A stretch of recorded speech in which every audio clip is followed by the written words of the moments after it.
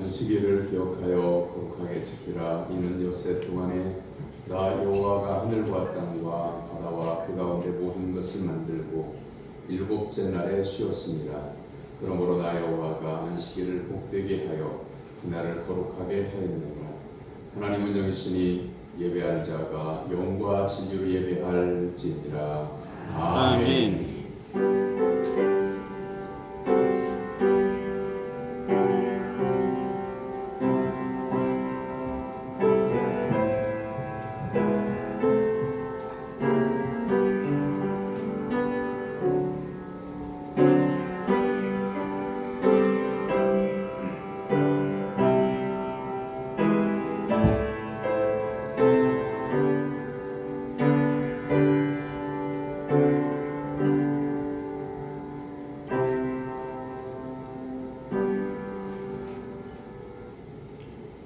좋은 것을 우리에게 주시는 하나님 아버지께 감사와 찬양을 올려드립니다.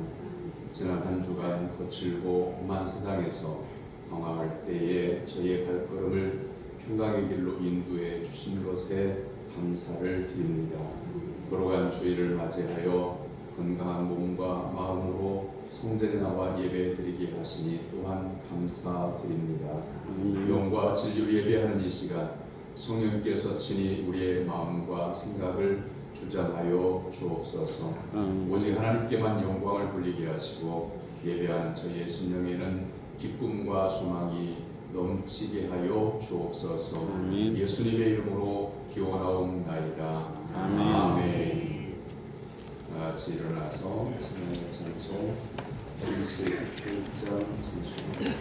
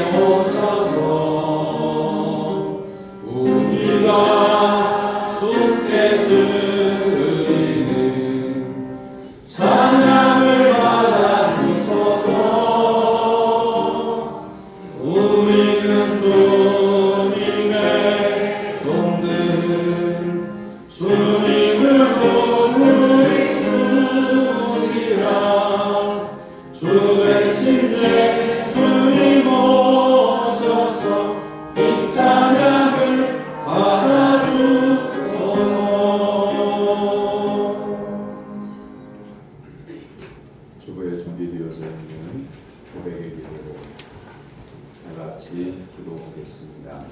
거룩하신 하나님 아버지, 저희는 한 한순간도 주님의 도움 없이는 살아갈 수 없는 어리석고 나약한 존재입니다. 하지만 주님께서 벌어주시는 사랑과 간섭으로 여겼습니다. 강자처럼 하나님을 멀리 떠나 마음대로 행하며 살았습니다. 하나님의 말씀이 들리면 이보다 저도 있습니다. 일이 잘 되면 자신이 잘나서 됐다고 말하고, 일이 안 될 때는 하나님의 가까워하며 원망하고 있습니다. 사랑의 주님, 하나님을 멀리하고 말씀의 부정한 또한 어리석은 저희들의 완악함을 용서해 주시옵소서. 예수님의 이름으로 고백의 기도를 드립니다. 아멘. 이제는 여러분 각자가 하나님과 사람 앞에 지은 죄와 허물과 실수를 침묵으로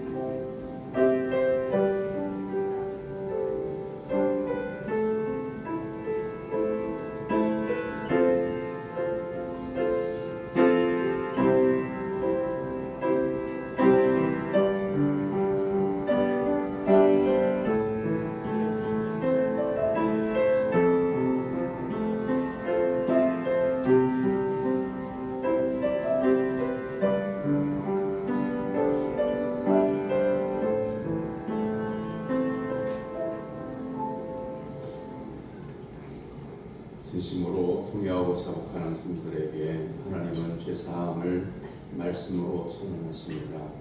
오라 우리가 여호와께로 돌아가자. 여호와께서 우리를 찢으셨으나 더로 낫게 하실 것이요 우리를 찢었으나 싸매어 주실 것이니라.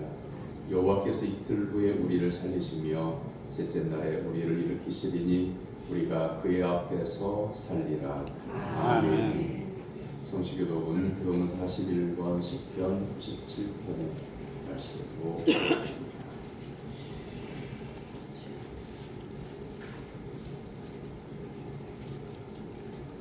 여호와께서 다스리시나니 땅은 즐거하며 허다한 성은 기뻐할지어다.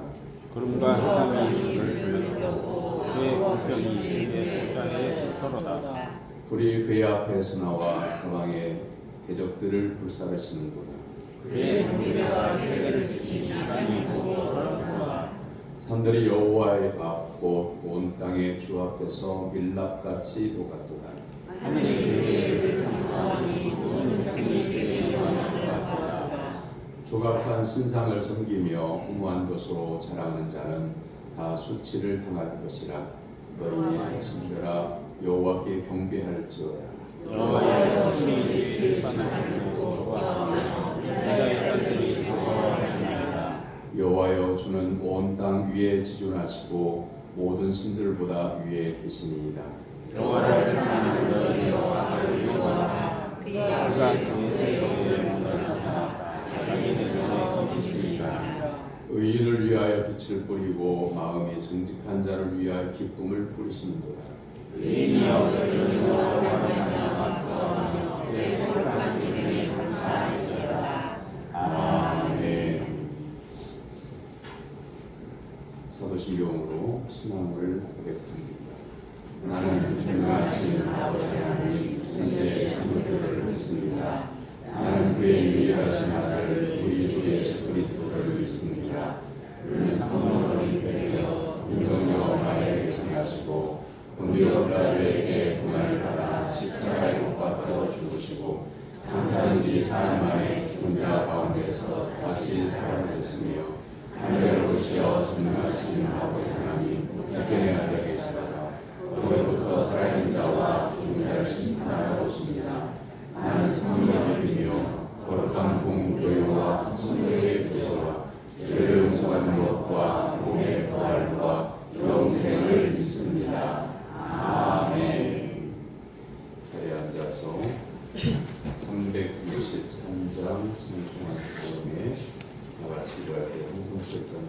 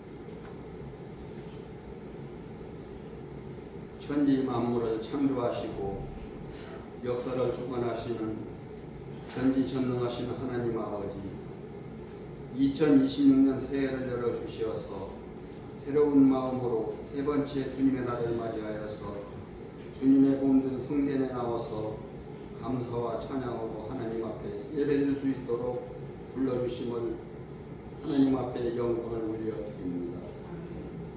하나님 아버지, 여호와께서 집을 세우지 아니하시면 집을 짓는 자들의 수고가 헛되며 여호와께서 성을 지켜 주시지 아니하시면 파수꾼이 깨어 있음이 헛된 일이 된다는 것을 말씀을 통하여서 알고 있습니다. 이 말씀이 새해 금년에 우리 모두의 삶에 지표가 되게 하여 주시고 주님께서 동행하여 세워주시고 지켜주시기를 원하오며 기도를 합니다. 하나님 아버지, 어제나 오늘이나 한결같이 변함없는 사랑으로 인도하여 주시는 고마우신 하나님 아버지, 부족한 저희들은 2026년을 새롭게 다짐을 하고서 주님 앞에 나왔지만 여전히 심령이 맑고 성결하지 못함을 회개하며 고백을 합니다. 성령의 불로 깨끗하게 씻어주시어 이후로는 맑고도 성결한 마음으로 우리의 삶의 모습이 주님의 영광을 드러내는 삶이 되어서 열매 맺는 삶을 살아가는 저희 모두가 될 수 있기를 기도를 합니다. 세월의 흐름과 역사를 주관하시는 하나님 아버지, 주님께서는 살같이 빠르게 지나가는 세월을 귀하게 여기며 아끼라고 하신 말씀을 저희 모두가 시간을 귀하게 여기며 보람있게 사용할 수 있는 지혜를 저희 모두에게 주시고 무엇보다도 주님을 사랑하고 주님의 말씀에 순종하는 삶을 살아가는 저희 모두가 될 수 있기를 기도를 합니다. 특별히 영적으로 거듭나는 한 해가 될 수 있기를 기도를 합니다. 썩어져 없어질 것에만 쫓아가는 자들이 되지 않게 하여 주시고 영원한 주님의 나라의 의를 사모하는 마음으로 말씀에 순종하여서 사랑의 성령의 열매를 풍성하게 맺어가는 우리 신과교회 성도님들이 모두가 될 수 있기를 기도를 합니다. 무엇보다도 주님을 따라가는데 조금도 부족함이 없게 하여 주시고 이웃과 성도님 간에 사랑이 넘치는 공동체가 되게 하여 주시며 이웃을 내 몸처럼 귀하게 여기며 사랑하는 마음으로 살아가는 저희 모두가 될 수 있기를 기도를 합니다. 교회의 머리가 되시는 주님, 저희 모두는 주님의 몸에 붙어있는 가지임을 고백합니다. 저희 모두는 그리스도의 지체가 된 것을 감사하며 사도 바울처럼 주님의 몸인 교회를 위하여서 섬기며 헌신하는 일이라며 내가 먼저 자원하는 자들이 삶이 되게 하여 주시옵소서. 하나님 아버지, 저희 모두가 새해 기도하며 서원하며 세운 목표가 주님 안에서 열매로 이루어지는 한 해가 될 수 있도록 주님 도와주시기를 간절히 기도를 합니다. 하나님 아버지, 특별히 기도합니다. 하나님께서 기름 부어 세우신 주님의 종 우리의 목사님 흰과의 양무리를 하나님 말씀으로 먹이시고 쉴만한 푸른 초장으로 인도하여 주실 때 영육간의 강건함을 주시어서 조금도 부족함이 없게 하여 주시고 성령 충만함을 주시어서 기쁨 속에 사역을 할 수 있기를 기도를 합니다. 가정도 지켜주시고 목사님 주에서 사역을 도우시는 사모님에게도 주님 건강을 지켜주시기를 간절히 기도를 합니다. 오늘 또 목사님 기도하시며 준비하시는 하나님의 말씀을 대언하시려고 안에 섰습니다. 성령님 붙잡아 주시고 말씀의 능력과 권세가 저희 모두의 심령을 새롭게 변화받는 거듭나는 예배의 한 시간이 되어지기를 기도를 드립니다. 아멘. 찬양대가 찬양을 정성으로 준비하여서 하나님께 올려드립니다. 기쁘시게 받으시는 찬양이 되기를 원하오며 찬양대 위에 하나님의 축복이 내리어서 더 아름다운 성대로 하나님께 영광 돌릴 수 있기를 원하오며 거룩하신 예수 그리스도의 이름으로 기도를 합니다. 아멘.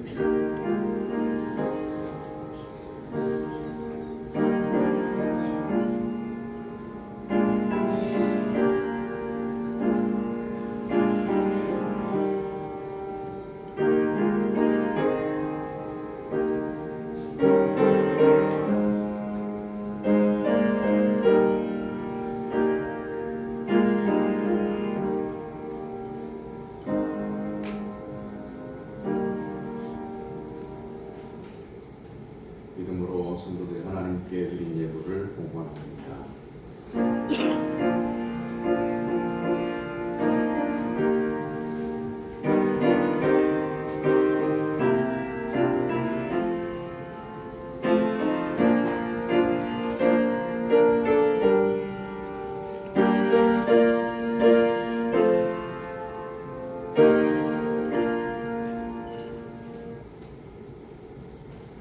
하늘의 은총으로 복된 삶을 누리게 하시는 하나님 아버지, 사탄의 공격에서 보호해 주시고 추위 속에서도 따뜻한 사랑으로 품어주심을 감사드립니다. 그 은혜를 감사하는 성도들이 예물을 준비하여 드립니다. 이 예물이 사용되는 곳마다 죄가 사라지고 하나님의 사랑과 은혜가 증거되게 하옵소서. 이 땅의 복음이 편만하여 모든 인생들이 영원히 구원받게 하여 주옵소서. 하나님의 말씀에 순종하여 10의 1조를 드립니다. 하나님께 주신 소득에서 감하지 않게 하시고 정직한 마음으로 드리는 성도가 되게 하심으로 하나님 안에서 평생을 살게 하여 주옵소서. 날마다 새로운 은혜를 베풀어 주심에 감사하여 감사 예물을 구별하여 드립니다. 범사에 감사하고 손녀 수술을 위하여 하나님 앞에 간구하며 감사 예물을 구별하여 드립니다. 하나님께서 거룩한 손으로 안수하여 주시고 또한 의사 손길을 붙잡아 주셔서 완벽한 수술 되게 하시고 회복되는 은혜가 있게 하여 주시옵소서. 아버지 하나님 앞에 정직한 마음으로 예물을 구별하여 드립니다. 약속드린 주저헌금과 또한 선교헌금과 건축헌금과 일천번제 예물을 구별하여 드립니다. 아버지 하나님께 약속드린 것을 신실하게 지키는 성도들에게 성경에 기록하여 약속하신 복이 그 가정에 임하도록 도와주시옵소서. 작정하여 드리는 하나님 앞에서 그 삶이 아버지 하나님을 영화롭게 하고 또한 말씀대로 살아서 하나님을 기쁘시게 하는 삶이 되도록 도와주시옵소서. 일용할 양식을 구별하여 성전의 음식을 위하여 성미를 드립니다. 드리는 손길마다 차고 넘쳐나는 하늘의 신령한 복을 허락해 주시고 이 세상 사는 동안에 나누어주고 베풀어줘도 부족함이 없는 삶을 살도록 인도하여 주시옵소서. 아픔과 슬픔 속에서도 오직 하나님만 바라보며 하나님을 예배하는 성도들에게 하늘의 위로를 내려주시고 성령의 치유한 광선을 비춰 주시옵소서. 예수님의 이름으로 기도하옵나이다. 아멘. 하나님께서 오늘 우리에게 주신 말씀은 고린도전서 1장 1절에서 9절까지.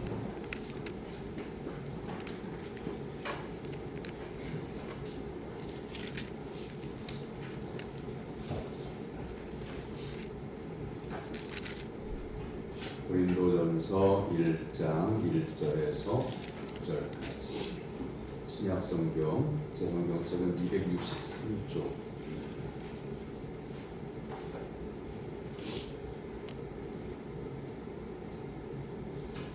고린도전서 1장 1절에서 9절까지의 살아계신 하나님의 말씀을 저와 여러분 한 절씩 교독하되 9절은 같이 답변어 읽겠습니다.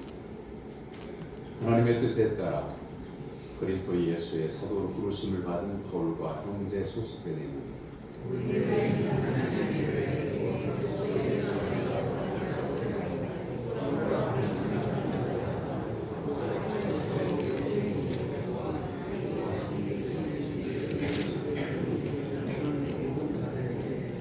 하나님 우리 아버지와 주 예수 그리스도로부터 은혜와 평강이 있기를 원하노라. 그리스도 예수 안에서 너희에게 주신 하나님의 은혜로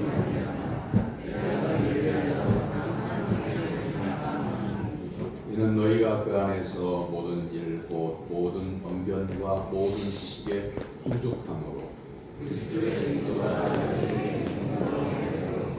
너희가 모든 은사의 부족함이 없이 우리 주 예수 그리스도의 나타나심을 기다립니다.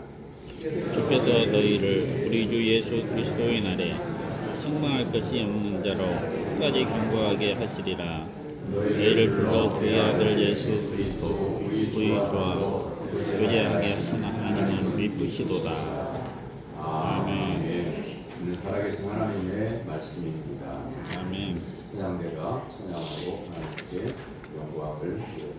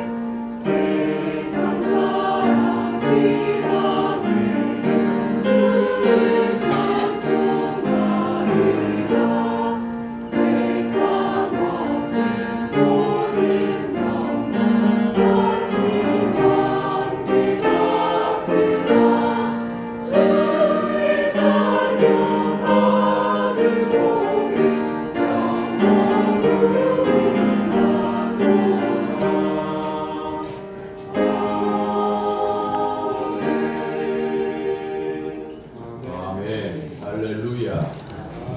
옆에 있는 분들과 인사를 나눕니다. 하나님의 기쁨이 됩시다.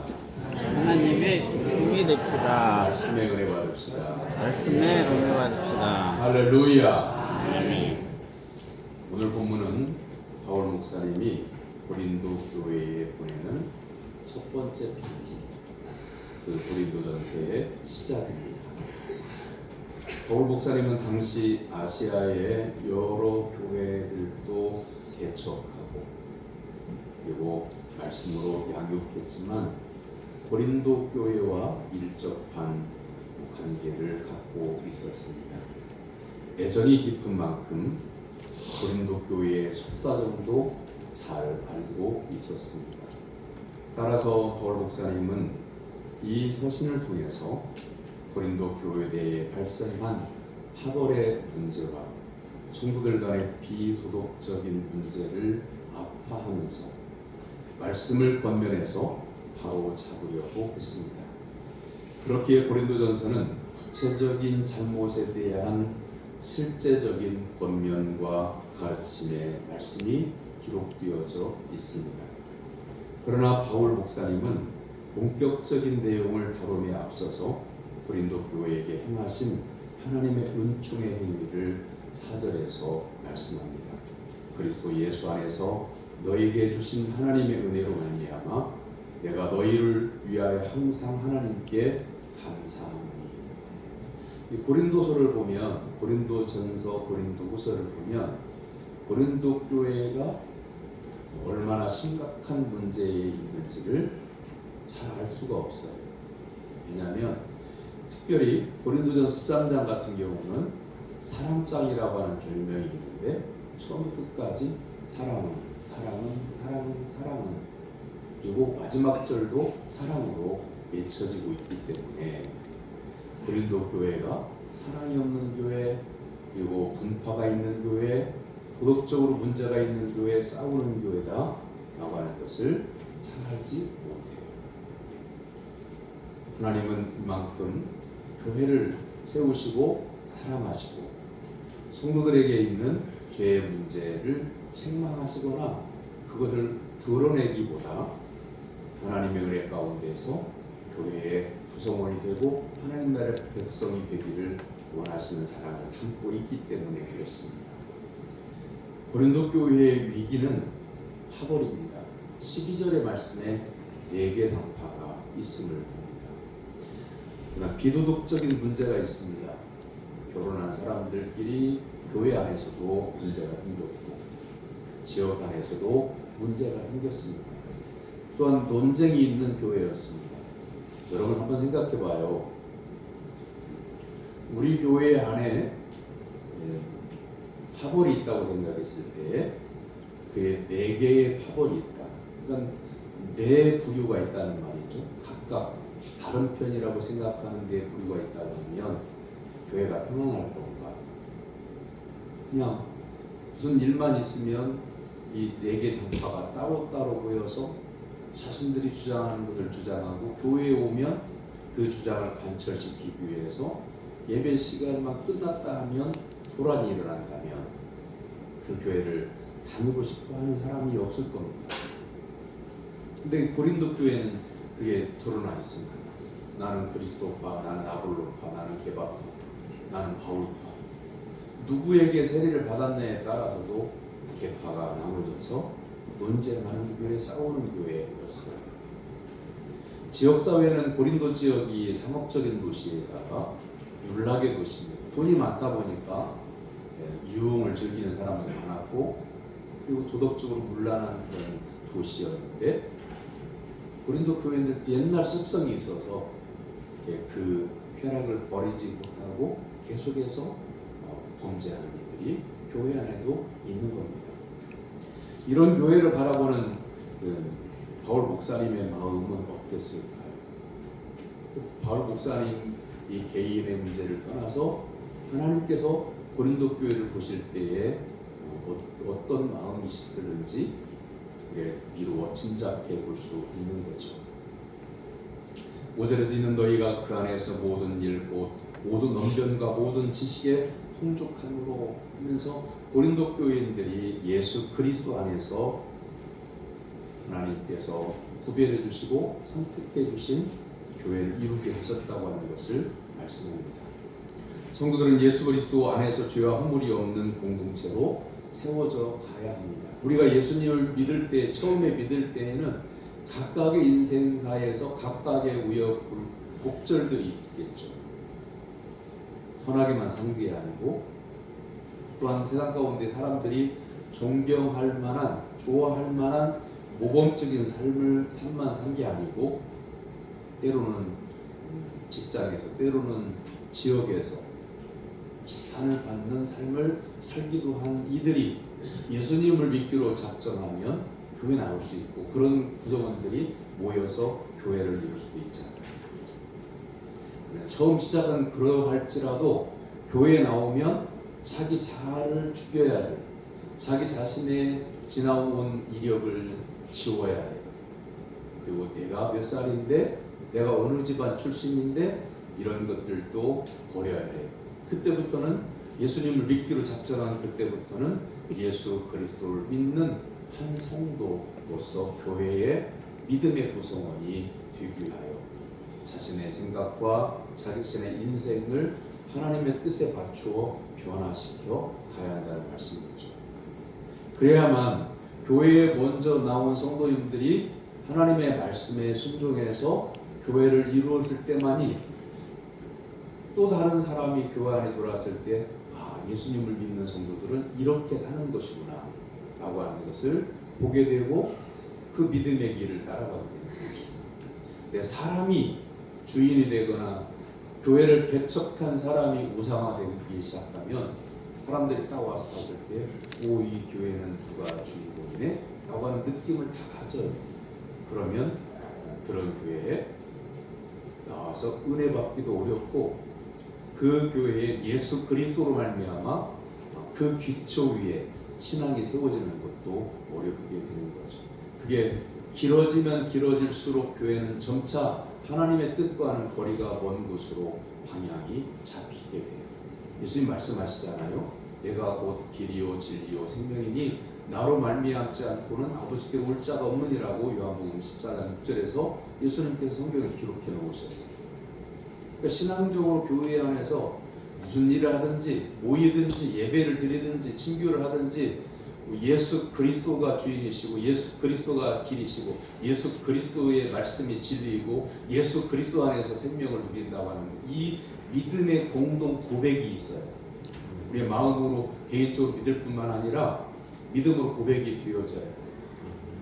그래서 기관으로 모여도 예수 그리스도가 주인이시고 구역으로 모여도 예수 그리스도가 주인이시고 특히 여러분 가정에서 가족들이 모였을 때에 예수님이 주인이시다고 하는 자녀가 느낄 정도로 부모님이 예수님 중심으로 살아갈 때 부모의 권위가 무너지는 게 아니고요. 자녀들은 부모의 그 깊은 신앙을 보면서 마음속에서 우러나오는 존경과 사랑과 그리고 소중히 여김을 마음속에 우러나와서 갖게 되는 거예요.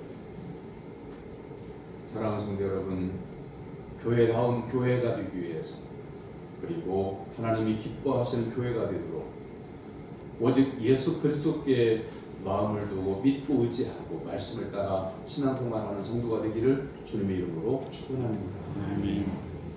본문은 두 가지의 내용을 기록합니다. 첫째는 바울 서신의 공통된 특징으로서 문안 인사와 기원의 내용이 1절에서 3절까지 기록이 되어 있죠. 한번 제가 받도록 하나님의 뜻을 따라 그리스도 예수의 사도 부르심을 받은 바울과 형제 소스데니는 고린도에 있는 하나님의 교회 곧 그리스도 예수 안에서 거룩하여지고 성도라 부르심을 받은 자들과 또 각처에서 우리의 주 곧 그들과 우리의 주 되신 예수 그리스도의 이름을 부르는 모든 자들에게 하나님 우리 아버지와 주 예수 그리스도로부터 은혜와 평강이 있기를 원합니다. 이게 고린도서뿐만 아니고 바울 목사님이 기록하여 보낸 편지의 성경책들이 서신서라고 하는데 그 기본적인 내용이 있죠. 근데 여기에서 사도 바울 목사님이 그리스도로부터 사도가 된 바울과 소스데 이렇게 기록하고 있는 이유는 사도 바울 목사님이 하나님이 주신 권위로 사도로서 말씀을 증거한다 라고 하는 것을 밝히려고 하는 것이고 또 그 주는 바울 목사님이 아니라 하나님이심을 나타내고자 하는 것이죠. 여러분이 설교를 들을 때 우리가 흔히 하는 말이 이렇게 말을 해요. 오늘 목사님이 이렇게 말씀하셨어 라고요.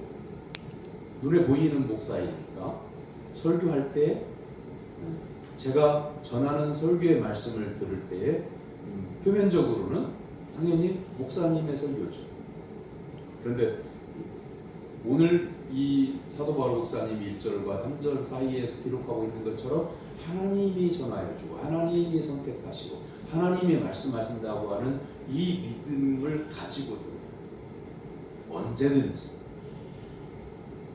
그게 왜 중요하냐면 만약에 목사님이 말씀하셨잖아요. 목사님이 설교했잖아요.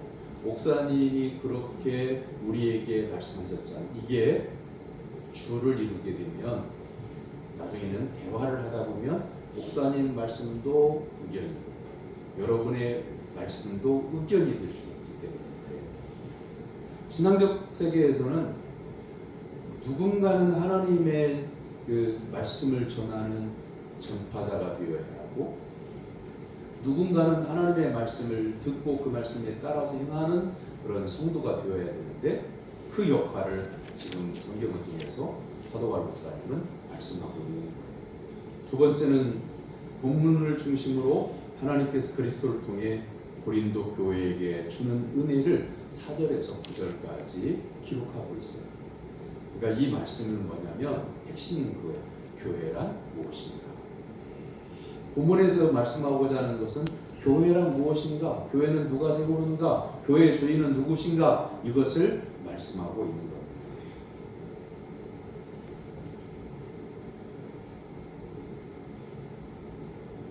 바울 목사님이 전하는 교회는 예수 그리스도가 중심이신데 그 내용은 5가지. 첫째는 예수 그리스도는 고린도 교회를 풍족하게 하셨다. 특별히 예수 그리스도는 성도들에게 해야 할 말과 진리를 깨달아 알 수 있는 지혜를 주셨다고 5절에서 말씀합니다. 두 번째는 그리스도는 성도들이 그리스도를 증거하는 일에 견고히 서게 하셨다고 6절에서 말씀합니다. 셋째는 성도들이 그리스도를 기다릴 수 있는 모든 은사를 주셨다고 7절에서 말씀합니다. 넷째로 심판의 때 그리스도이신 예수님 앞에서 허물이 없는 자로 설 수 있는 것은 성도들의 노력에 의한 것이 아니요 예수 그리스도께서 성도들로 하여금 흠 없이 설 수 있도록 하시는 주권적 은혜에서 나온다고 8절에서 말씀합니다. 다섯째는 하나님께서 성도들을 데려다가 그리스도와 친밀하게 사귀고 연합하게 하셨다고 9절에서 말씀합니다. 고린도 교회를 위해 행하시고 이루시는 하나님의 은혜와 사랑이 성도들로 하여금 하나님을 향한 믿음을 더하는 능력으로 작용한다고 하는 것을 말씀합니다. 한마디로 교회는 하나님께서 세우시고 예수 그리스도의 은혜의 기초 위에 교회가 세워지는 것이다. 이걸 말씀하고 있는 거예요. 지금 왜 그러냐면 고린도 교회는 4개의 파당을 지어서 모였다 하면 싸우고 흩어지면 이 각각의 파당들이 모여서 모함하고 공격하고 흠잡고 그러니까 어떤 한 사람 여기에 나오는 지도자들 고린도 교회 역대 목회자들일 수도 있고요. 나는 이도 저도 싫고 나는 예수님께 속했다고 하는 신앙적 노선이 예수 그리스도께 속했다고 하는 그렇고 여러분 표면적으로 봤을 때에 나는 게바에게 나는 바울에게 나는 아볼로에게 세례를 받았으니 나는 아볼로파다. 게바는 베드로인데요. 나는 베드로파다. 바울 목사님이 개척자이시고 바울 목사님이 우리의 기초를 봤으니까 나는 바울파다. 이 3개 파가 싸우는 걸 보고 어디 바울파가 있고 어디 게바파가 있고 어디 아볼로파가 있느냐. 교회는 예수 그리스도가 중심이지 우리는 예수 그리스도 파야. 파당을 지었어요. 이건 모르는 걸까요? 교회는 예수 그리스도의 은혜의 기초 위에 세워진 하나의 교회가 되어요. 모이는 성도들은 수많은 성도들이지만은 믿음으로 하나가 되어 예수 그리스도 안에서 공통 분모인 예수 그리스도 안에서 예수님의 은혜로 택정함을 받은 성도들이 마음을 같이하여 같은 말을 해야 되는데 이 세 당파가 보기 싫다고 우리는 그리스도파 하나를 또 만들어. 그럼 교회 안에 4개 당파가 되는 거잖아요. 그리스도파로도 안 되면 또 이렇게 말하는 사람들이 있을 수도 있잖아요. 그게 무슨 소용이냐. 교회는 하나님이 중심이야지 나는 하나님파야. 이렇게 되면 5개 당파가 또 생기는 거예요. 줄여가야지. 담을 허물어 가야지. 오해를 내가 하고 있다고 하면 그 오해를 깨닫게 해달라고 하나님 앞에 꿇어뜨려 기도하고 말씀으로 들어가야 되고 예수 그리스도 안에 들어가야 되는데 자꾸만 자기가 옳다는 거예요. 사랑하는 성도 여러분, 그래서 오늘 우리에게 주시는 고린도전서 1장에서 말씀 이후로 고린도전서뿐만 아니라 고린도 후서까지 사람이 교회를 세우는 게 아니다라고 하는 거예요. 아무리 첫 번째 교회를 개척할 때 믿음의 수고를 아끼지 아니하고 또한 집을 팔고 밭을 팔고 논을 팔아서 헌신해서 교회를 개척하고 또한 피를 흘리기까지 순교의 피를 흘리기까지 했다고 하더라도 교회의 기초는 예수 그리스도시다. 교회의 주인은 예수 그리스도시다라고 하는 것을 이 고린도전서는 오늘 우리에게 하나님께서 들려주신 말씀입니다. 그 말씀이죠. 로마서 10장 17절의 말씀에 보면 믿음은 들음에서 나며 들음은 그리스도의 말씀으로 말미암았다고 하는 말씀이 있습니다. 그러니까 교회의 기초는 하나님의 은총에 기초하는 것인데 사람의 숫자나 사람의 어떤 양이나 이런 게 중요한 게 아니라 참된 교회는 예수 그리스도 안에서 믿음이 생겨지는데 그 믿음은 자신의 열심, 사람들에 따라서 믿음의 열심이 생겨진 그것에 따른 믿음이 아니라 그리스도의 말씀을 듣고 행함으로 그 말씀 안에 있을 때에 참된 믿음이 생긴다고 하는 것을 말씀하고 있는 거죠. 그 다음에 예수 그리스도를 통한 은혜의 주권성을 인정할 것을 말씀하고 있습니다. 교회와 성도들의 믿음은 예수 그리스도의 주권적 은혜의 시작, 은혜를 말미암아 시작이 됩니다. 하나님은 주권적으로 우리를 선택하셨고 우리에게 예수 그리스도를 영원한 생명의 주로 주셨고 예수님을 구주로 믿기로 작정한 성도에게 말씀을 들려주심으로 참된 믿음으로 양육해 하시고 결국에는 하나님의 나라와 하나님의 뜻에 의하여 살아가는 성도가 되고 그런 성도들의 모임이 교회라고 하는 것을 말씀하고 있는 거죠.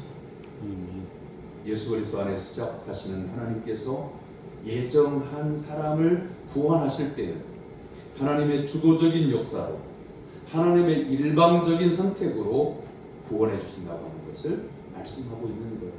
여러분이 믿은 것 같잖아요. 나는 누가 전도해서 나온 게 아니고 내가 내 발로 교회에 와서 내 이름을 등록했어 라고 할지라도 나를 선택해 주신 분은 하나님이시라는 거죠. 나에게 예수 그리스도를 구주로 영접할 수 있도록 성령의 감동을 허락하신 분도 하나님이시라고 하는 거죠. 믿음의 기초가 믿음의 시작이 여러분 자신의 열심이라고 믿고 있다고 한다면 죄송한 말씀인데 아직 하나님 나라에서 멉니다. 아주 멉니다. 나는 내가 결심해보고 내가 생각해보니까 교회를 다녀야 되겠어. 예수님을 믿어야 되겠어. 세상에 여러 종교들도 봤고 세상에서 이런 곳 저런 곳도 보았고 내 인생을 잘 살아보려고 노력도 해봤는데 예수님을 믿는 것이 인생을 잘 사는 것이라고 나는 깨달았어. 그래서 스스로 결정하고 스스로 결단했다고 할지라도 그 마음을 주신 분은 하나님이시라고 하는 거죠. 그래야만 하나님께 가까이 구원에 이르게 되는 거예요. 예수 그리스도를 구주로 고백하라고 하는 이유는 여기에 있어요.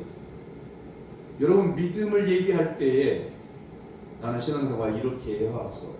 나는 이런 믿음을 가졌어. 라고 하는 것에 그 생각보다 그 생각 속에다가 나를 선택해 주신 하나님의 은혜를 집어넣으시고 믿음의 결단을 하게 하신 성령 하나님을 집어넣으시고 말끝마다 자랑할 것이 있다고 한다면 나를 구원하신 예수님을 나는 자랑합니다. 아멘. 이런 고백이 여러분에게 있어지기를 주님의 이름으로 축원합니다. 아멘. 대화를 해보면 어떤 사람이든지 대화를 해보면 그 사람 속 사람이 어떤 주관을 가지고 있고 어떤 인생관을 가지고 있고 어떤 신앙관을 가지고 있는지가 나타납니다. 그런데 가장 좋지 않은 것은 뭐냐면 신앙생활하는 성도에게 있어서 내가 어떻고 내가 누구고 내가 어떻게 했고 내가 뭐고 이런 것들이 가장 우리 신앙생활하는 성도들에게 있어서 멀리해야 합니다. 예수님이 나의 구주가 되심을 믿는다고 하면 하나님이 선택하셔서 나를 구원해 주셨다고 하는 것을 믿는다고 한다면 그때부터는 친한 사람 어떤 누구 때문에가 아닌 예수 그리스도로 인하여 내가 구원받았습니다 라고 하는 그 믿음의 고백이 있게 되는 거죠. 사도 바울 목사님은 고린도 교회가 싸우고 있을 때 시끄럽고 평안이 깨어지고 예수 그리스도의 은혜가 사라진 그 교회 위에 성도들에게 강하게 분명합니다. 교회는 누구에 의해서 세워지는 게 아니라 예수 그리스도의 은혜의 기초에서 교회가 세워지는 것이라고 말씀하고 있습니다. 로마서 5장 8절에서 우리가 아직 죄인 되었을 때에 그리스도께서 우리를 위하여 죽으심으로 하나님께서 우리에 대한 자기의 사랑을 확증하셨느니라고 말씀합니다. 예수 그리스도의 사귐은 죄인을 의롭다 부르는 것에 비교할 수 없는 은총 중에 은총이죠. 그것은 죄인인 인간을 하나님의 아들의 지위로 올리는 일이기 때문에 굉장히 성도가 한 사람을 하나님 선택하실 때에는 엄청난 은혜를 베푸시는 거예요. 예수님과 우리는 동격이 아니에요. 삼위일체 하나님이신 예수님과 우리는 그 예수님을 세례요한은 예수님을 향해서 나는 그분의 신을 들기에도 감당하지 못하를 낮고 천한 자라고 고백을 했잖아요. 그런데 세례 요한이 예수님에 대해서 그렇게 고백했다고 한다면 우리는 어떨까요? 우리는 세례 요한의 발뒤꿈치도 따라가지 못할 존재잖아요. 예수님의 격과는 비교할 수가 없는 존재. 그런데 하나님께서 나를 선택하시고 나를 구원하실 때에는 우리와 비교할 수 없이 높으시고 전능하시고 거룩하신 그 예수님을 십자가의 죽음의 자리까지도 내치셨다는 말씀이죠. 바꾸고 말하면 나 같은 죄인을 살리기 위해서 예수님이 엄청난 희생을 하신 거예요. 내가 갚을 수 없고 평생 감사하다고 고백을 해도 그 은혜를 다 갚을 수 없는 엄청난 희생을 하고 우리 한 사람 한 사람을 예수님이 선택하시고 구원해 주신 거예요. 아멘. 그러므로 사랑하는 성도 여러분, 성도가 구원받고 교회를 이루는 것은 전적인 하나님의 은혜와 사랑임을 믿으시기를 주님의 이름으로 축원합니다. 아멘. 교회의 터는 예수 그리스도의 주권적 은총이라고 하는 것을 기억해야 합니다. 신앙생활에서 가장 많이 듣는 말 중에 하나가 은혜라고 하는 말이죠. 우리는 얘기할 때 하나님의 은혜입니다. 구원받았다고 하는 말을 할 때도 하나님의 은혜로 구원받았습니다. 은혜를 받았습니다. 은혜로 삽니다. 이런 말을 우리가 자주 합니다. 기독교의 처음과 마지막은 하나님의 은혜로 시작하고 하나님의 은혜로 끝납니다. 이 말을 바꾸고 말하면 구원받을 때도 하나님의 은혜로 가는 것이고 천국에 들어가는 것도 하나님의 은혜로 들어갑니다. 공로로 들어가지 않아요. 어떤 사람이 천국문 앞에 섰는데 주님께서 물으시더랍니다. 너는 어떤 교인이냐? 그랬더니 그 교인이 이렇게 말했답니다. 저는 장로교단에서 신앙생활했습니다. 주님이 영문을 몰라 하시더래요. 장로교냐, 감리교냐, 성결교냐, 침례교냐 그것 보고 하나님께서 나를 구원해 주시는 것이 아니라는 교훈이죠.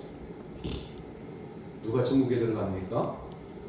하나님의 은혜로 예수 그리스도를 구주로 영접하고 하나님의 은혜로 인생을 살아갑니다.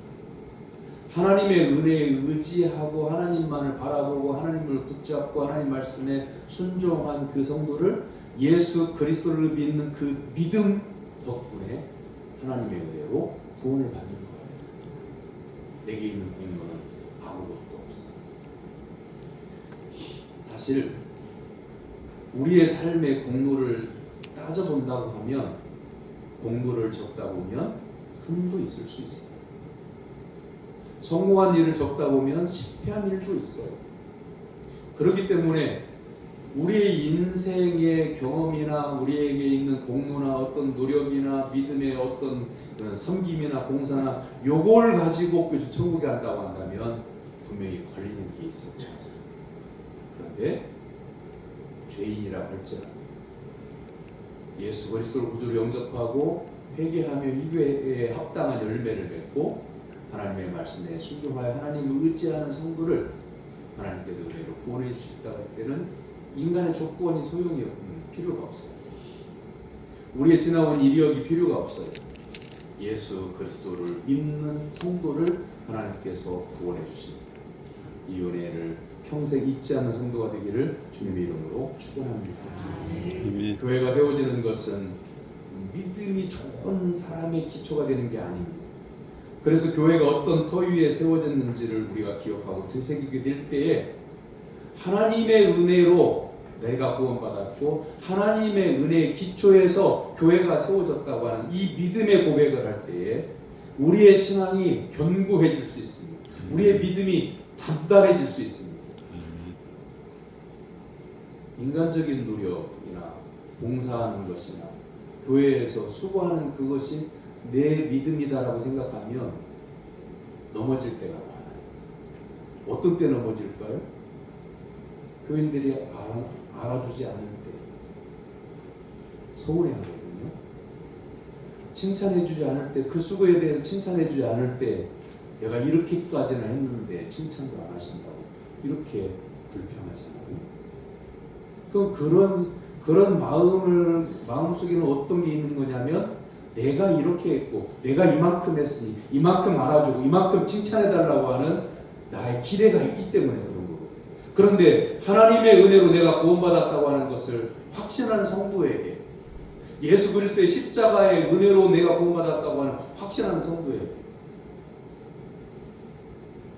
그 마음이 들어갈 리가 없는 거죠.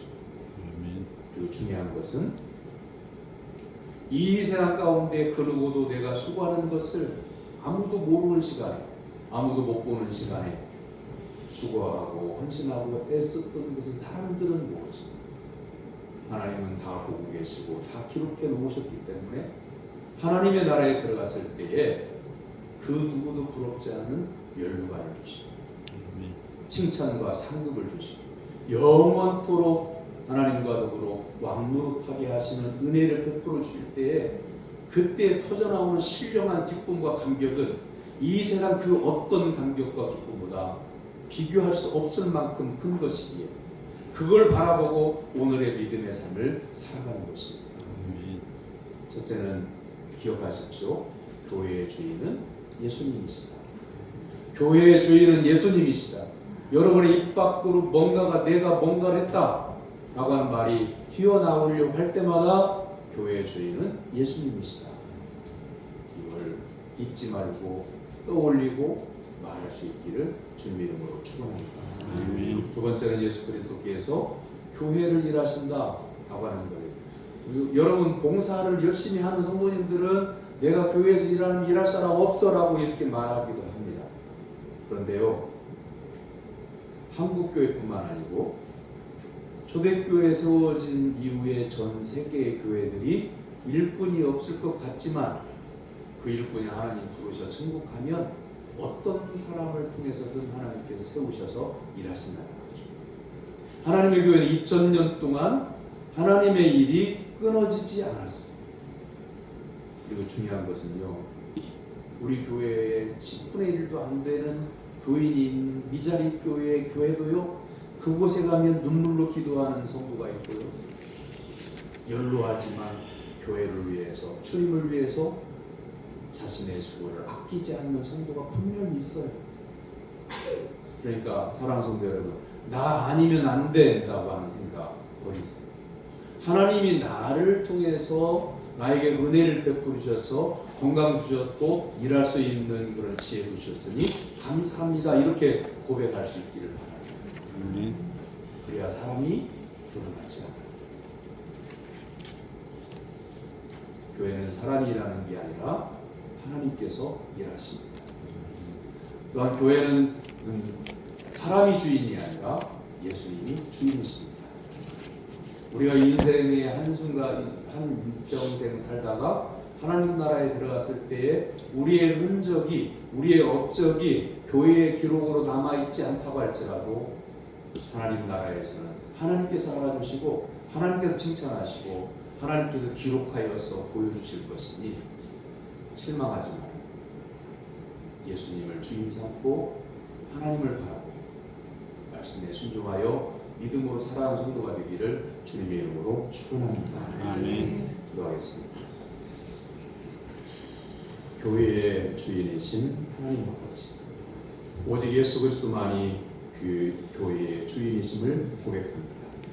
교회를 거룩하게 하시고 성도를 성도답게 변화시켜 주시고 하나님의 나라와 교회를 통해서 하나님께서 이 땅에 복음의 빛을 비추게 하십니다.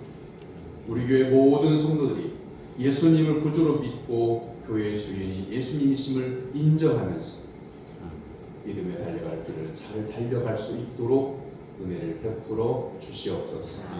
예수님의 이름으로 기도하옵나이다. 아멘.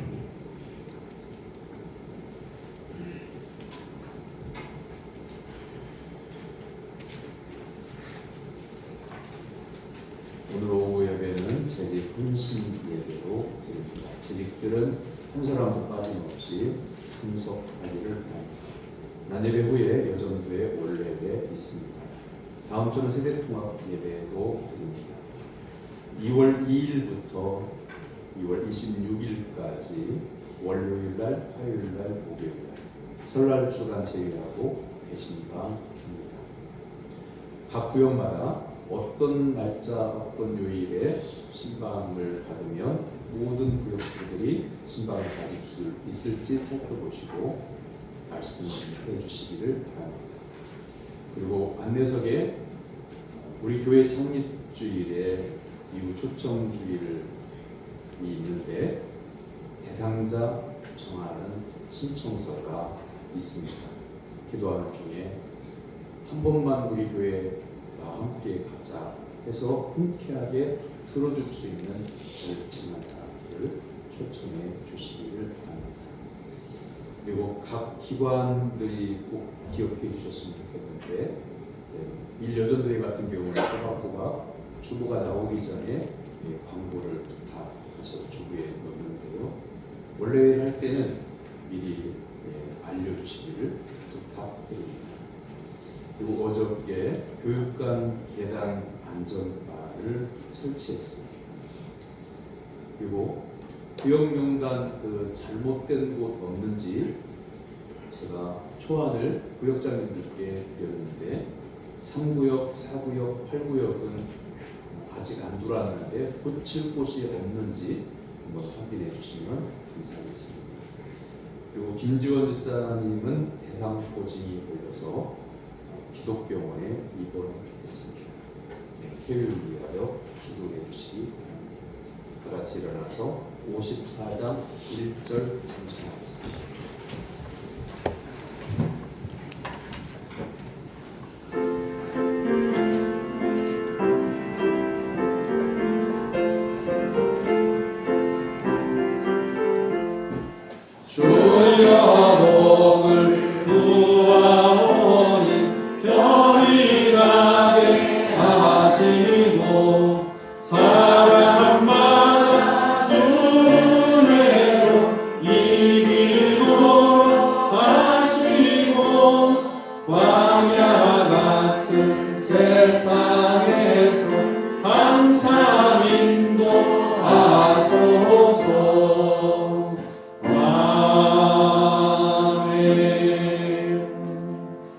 하나님의 사랑과 은혜로 구원받은 성도 여러분, 여러분의 삶의 자리에서 복음을 전할 것을 주님의 이름으로 위탁합니다. 여호와는 내게 복을 주시고 너를 지키시기를 원하며 여호와는 그의 얼굴을 내게 비추사 은혜 베푸시기를 원하며 여호와는 그 얼굴을 내게로 향하여 드사 평강 주시기를 원하노라. 아멘.